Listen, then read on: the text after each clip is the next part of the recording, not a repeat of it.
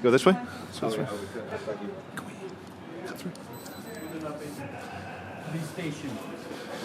They are happy with. Sorry, gentlemen, we're just coming through. Thank you. Take me picture. Give them yours. Oh, yeah. Yeah, Okay. do it. You okay? Do it. I'm not okay. No, I gotta go. I gotta film a thing. But good luck. Good luck. Take care. Do it. Do it. In case you can say there. This police car is such not a tram. He's actually queuing. In fact, there might be passengers on the actual platform can get into the police car. That's how much of a tram he is today. Here's a gentleman from Macedonia like Cleopatra, Alexander the Great. Absolutely. And is it football? I hope you win. Okay, the Macedonians are here in the Old Wellington. This is the official football hangout for when the teams come.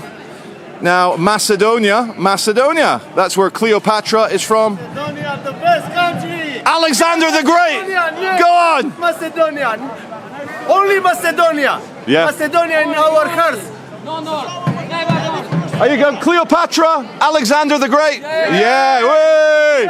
Woo! Children of Alexander. Samo Macedonia, nikoga severna. Samo Macedonia, nikoga severna. Samo Macedonia. Okay, we're facing Manchester Victoria train station. You may have noticed that Macedonia, ancient, historical, classic nation of Macedonia.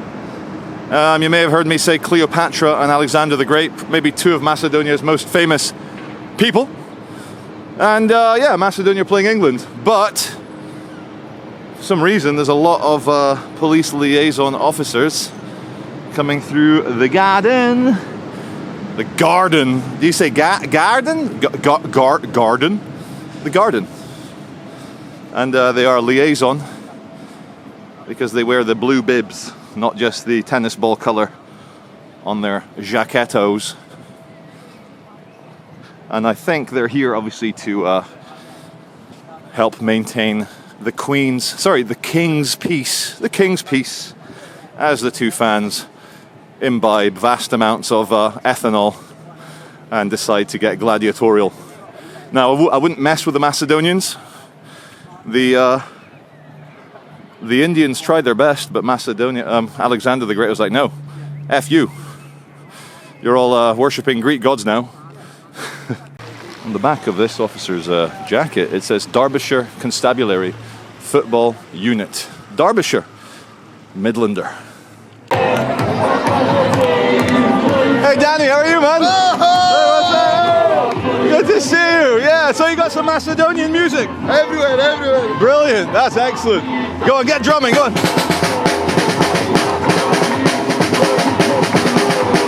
Pumping out the Macedonian music. Yeah. So the guy on the drums is, I see him around Manchester. His name's Danny VIP. And I didn't know he was Macedonian, but he is pumping out the Macedonian tunes, wearing a Macedonian flag. And all watched over by the King's Guards, aka police. I'll park in the disabled spot. What could go wrong? It'll be fine. Oh shit! I've got a big Beamer. Okay, it's 13 years old, but I've got my disabled badge, but I've got the wrong bit on it and it's not showing, so boom! Oh shit, look at that. I reckon he'll be able to appeal that one. If you're disabled, surely you can't be penalised for accidentally putting your disabled badge underneath the blackness. All-terrain police Volvo. All-terrain, baby. And yeah, eerie vibes in Britain since Nottingham, guys. Eerie vibes. All right, guys, welcome to Albert Bridge House, built in 1959. And it's been a government building up until about 2 years ago when it went busto. Now, they've always had fencing, a bit of fencing. Oh yeah, touche, to keep people like me out. But I think it's mostly to keep the traveling community from setting up their caravans, because right here, right in the middle of the city, right in the middle, Bridge Street, will be a fantastic spot. You even get a bit of like sunshade when the sun goes behind that building, and they're like having none of it. This also used to be a a checking zone for when the government said that all the people on benefits that said they were disabled had to get back to work.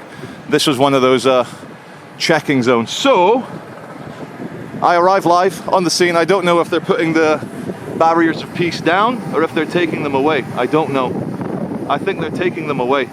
So maybe it's all opening up, guys. But it looks good in the sunshine anyway. But yeah, it's all getting folded away.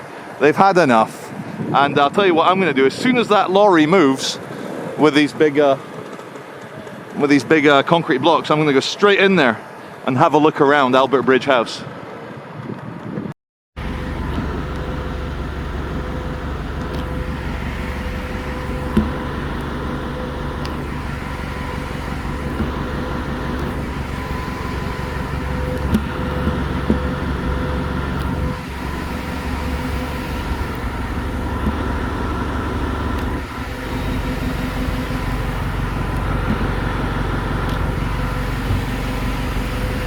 That's the door, and that's that one. There are no prisoners in this van. So viewers deserve a Crown Court update from here in central Manchester. The neonatal nurse, Lucy Letby. The prosecution are giving their closing arguments, and I guess in the spirit of fairness, the defence get to have the last word. I guess that's cricket, that's British, that's fair. But it's not looking too good for Miss Letby, who is accused of the murder of 7 babies and the attempted murder of 10 more. But I've just checked inside this prisoner transport van for prisoners using my Samsung with the flash on, and there are no prisoners, but it is 3 p.m. They go down into the bowels of the magistrates' court to pick up the prisoners on remand, or the ones who have been sentenced to a prison term. Now, on remand means that the state, the establishment, considers you too dangerous to let you run around whilst you're an innocent, unconvicted man. But you're still innocent, even though you're in prison on remand. So there you go.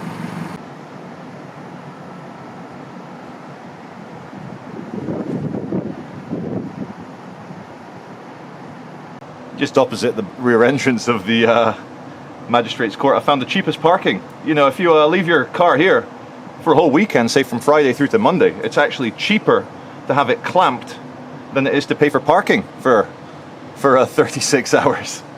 And you're like, tell us, Charlie, tell us more, Veach Father. Us Veachlings want to know.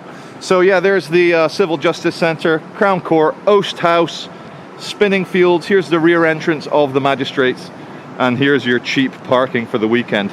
A release fee for illegal parking of clamping of 50 entire pounds. 50 pounds.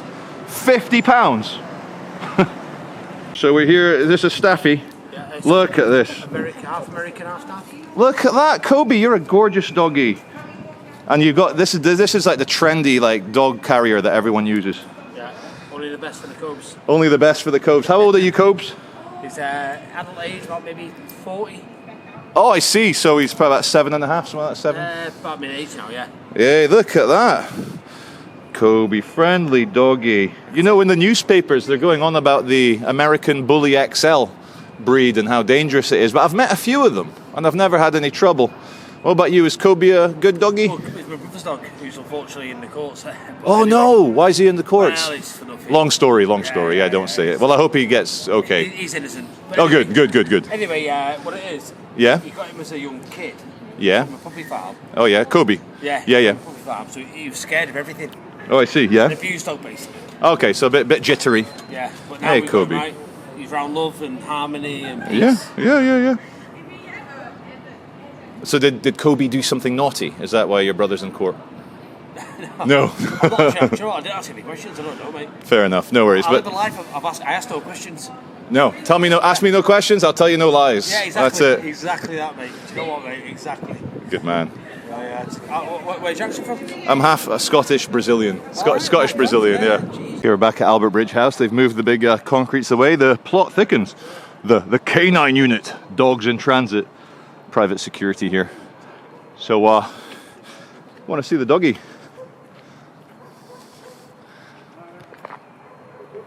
That there is the canine. Looks like a poodle to me. A poodle.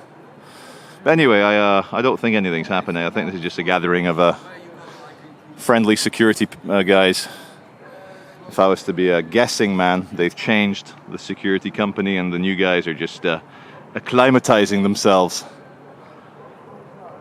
to that. Well, friendly guy at the gates said, yeah, go and have a look. Bloody hell, what could go wrong? So,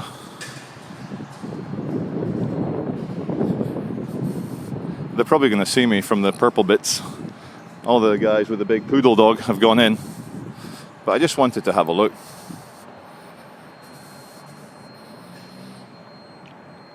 We do like a bit of abandonment on this channel. Bit of good old abandy. And I've always wondered what's round the back. And now you know. It's literally nothing. What's this in here? It's just another weird way in. Scary. It's scary. If I were to be, shall I say, the real estate analysis, Mr. Randy Pan, the real estate analysis man, I would say what we have here are the very first steps of turning this giant 1959 government building into private residential units. I'm guessing because there is no demand for commercial property. So I'm going to take a guess and say they're going to slowly turn this all into expensive flats. And that's what I say. And there's a nice guy that let me in.